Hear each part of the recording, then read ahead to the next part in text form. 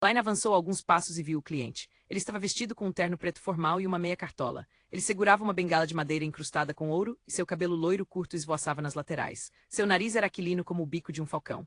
O noivo de Anna, o Joyce Meyer, que passou por uma terrível provação. Klein, que o vira em seu sonho de adivinhação, o cumprimentou de imediato com um sorriso. Boa tarde, Sr. Meyer. Boa tarde, Sr. Moretti. Joyce tirou o chapéu e curvou-se em saudação. Obrigado pelo conselho que você deu a Anna. Ela não consegue parar de elogiar o quão milagroso você é. Klein riu e disse, eu não mudei nada. Você deveria estar se agradecendo. Sem a sua determinação e esperança de um amanhã melhor, você não teria conseguido superar tal provação. Após a troca de gentilezas, Klein não pôde deixar de satirizar por dentro. Isso conta como elogio profissional mútuo? Com toda a honestidade, ainda considero voltar vivo um sonho.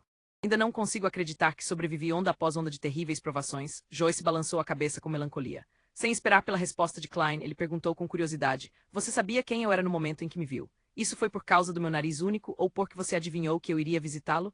Eu tinha suas informações detalhadas.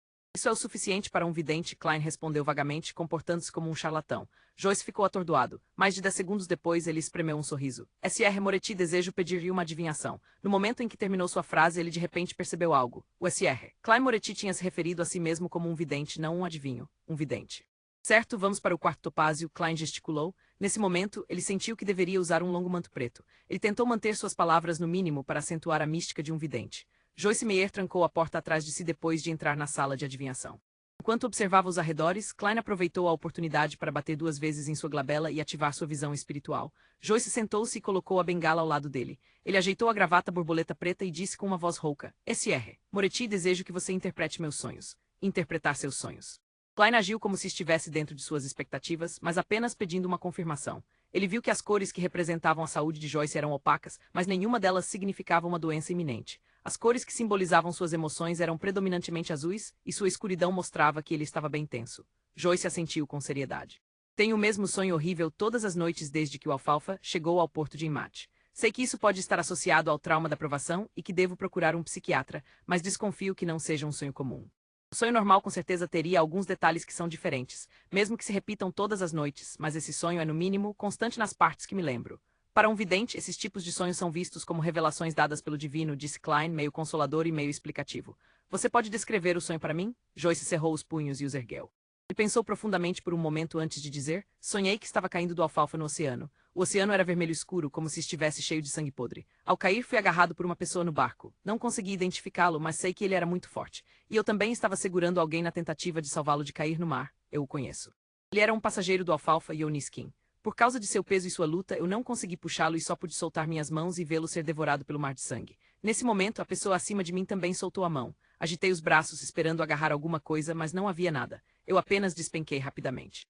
Então eu acordo horrorizado com suor cobrindo minhas costas e testa. Klein segurou sua testa e bateu suavemente como se estivesse pensando. Ele então organizou suas palavras e disse, Sr. Meyer, pesadelos, pesadelos semelhantes e pesadelos repetidos, são todos problemas psicológicos e têm uma fonte correspondente. O mesmo pesadelo recorrente é um lembrete de sua espiritualidade. Também uma revelação dada a você pelo divino. Ao ver Joyce parecendo confuso, ele elaborou, não tenha dúvidas, a espiritualidade de uma pessoa comum também é capaz de dar lembretes. Não sei exatamente o que aconteceu no Alfalfa, mas posso ver que foi uma tragédia de sangue e aço. Isso deixou um trauma profundo em você. Vendo Joyce acenar de leve com a cabeça, Klein continuou, você deve ter ficado muito horrorizado, com muito medo no navio. É fácil para uma pessoa perder suas habilidades de observação quando dominada por emoções tão intensas, perdendo assim sinais que não deveriam ser perdidos. Isso não significa que você não viu esses sinais, mas os desconsiderou, entende? Desconsiderou.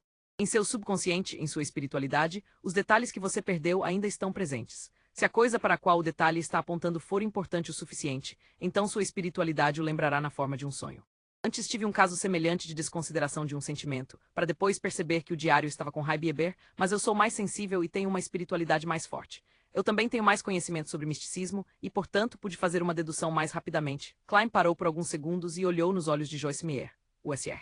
Oniskin, que você deixou cair no mar de sangue, pediu algo a você no barco, mas acabou sendo incapaz de escapar de seu destino. Joyce mexeu seu corpo de maneira não natural. Ele abriu a boca várias vezes antes de responder. Sim, mas não tenho pena dele. Talvez daqui a alguns dias ou uma semana, você verá nos jornais como ele era cruel e mau.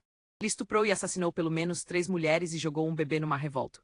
Ele também liderou um bando de selvagens que perderam a razão e massacrou brutalmente os passageiros e a tripulação do barco. Ele era conspirador forte e mau. Eu não ousei nem pude detê-lo. Eu só teria perdido minha vida. Não estou duvidando do que você fez, disse Klein, deixando clara sua posição. Então ele explicou, mas seu sonho está me dizendo que você está arrependido e sente culpa. Você acredita que não deveria ter soltado sua mão naquela época. Já que você acredita que matá-lo foi um ato de justiça, então por que você sente arrependimento e culpa por isso, tanto que você tem sonhos recorrentes sobre soltar sua mão? Eu também não sei, e Joyce balançou a cabeça, confuso. Klein cruzou as mãos e colocou-as sob o queixo. Ele tentou analisar a situação. Incorporando o que acabei de descrever, parece que você perdeu alguns detalhes. Por exemplo, qualquer coisa que Oniskin mencionou, o conteúdo de seu apelo, a maneira como ele se apresentou, etc. Não consigo me lembrar do incidente para você, então, por favor, pense sobre isso com cuidado. Não há nada, tudo o que ele pôde dizer naquela época era: me poupe, eu me rendo, Joyce murmurou confuso. Klein não sabia exatamente o que aconteceu, então ele só poderia orientá-lo com base no que entendeu do sonho. Talvez você tenha sentido que Oniskin era mais útil vivo, que ele poderia provar algo ou explicar algo? Joyce franziu as sobrancelhas. Demorou um pouco antes que ele dissesse: talvez eu ainda ache que o conflito que surgiu no Alfalfa aconteceu muito de repente e se tornou intenso muito rápido.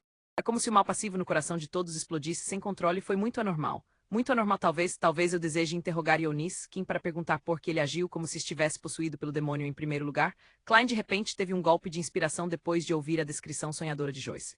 Ele falou misteriosamente com um tom único de charlatão.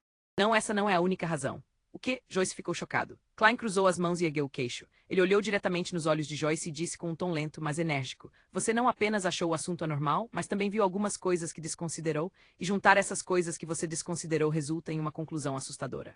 Sua espiritualidade está aí dizendo que há alguém que deveria estar sob a maior suspeita. E essa pessoa é aquela que o agarrou, mas no fim soltou sua mão no sonho. Você não suspeita dele inconscientemente e, portanto, não consegue identificá-lo. Ele é seu parceiro. Ele já teve controle sobre o seu destino ou talvez até mesmo salvou você antes. Joyce se recostou de repente, batendo no espaldar da cadeira com um baque surdo. Sua testa lentamente ficou coberta de suor, seus olhos cheios de confusão. Eu entendo. Joyce de repente se levantou ruidosamente, fazendo com que sua cadeira balançasse e quase caísse. SR. Trice, ele usou toda a energia nele para pronunciar o nome. Ele era um menino amigável e tímido com um rosto redondo. Ele foi o herói que salvou os sobreviventes. Klein não interrompeu os pensamentos de Joyce. Ele se inclinou um pouco para trás e esperou. A expressão de Joyce mudou várias vezes, por fim voltando ao normal, um normal que tinha um pouco de palidez. Ele revelou um sorriso triste. Eu entendo agora. Obrigado por interpretar meu sonho. Talvez seja a hora de eu ir até a delegacia de polícia. Ele tirou a carteira de couro e pegou uma nota de um soli. Não acho que o dinheiro possa representar totalmente o seu valor e só posso lhe dar o preço que você pediu. Isto é para você. Joyce empurrou a nota para Klein. Eu não teria me importado se você me desse 10 libras, um soli. Você com certeza é como sua noiva. Klein manteve sua vibe misteriosa de charlatão e não disse nada, sorrindo enquanto pressionava a nota. Joyce respirou fundo, colocou o chapéu e virou para a porta. Ao destrancar a porta, ele de repente se virou e disse com sinceridade: obrigado, mestre Moretti. Mestre.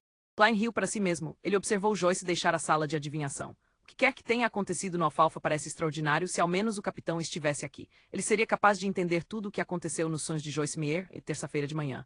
Baclumburgo Imperatriz. Aldrake, que acordou mais cedo, chamou sua Golden Retriever Suzy. Ela disse com um tom sério: Suzy, você também é uma Beyonder agora. Somos do mesmo tipo, o Guinão. O que quero dizer é que temos que nos ajudar. Guarde a porta mais tarde e não deixe ninguém me perturbar. Eu tenho que realizar um ritual. Suzy olhou para sua dona e balançou o rabo exasperada.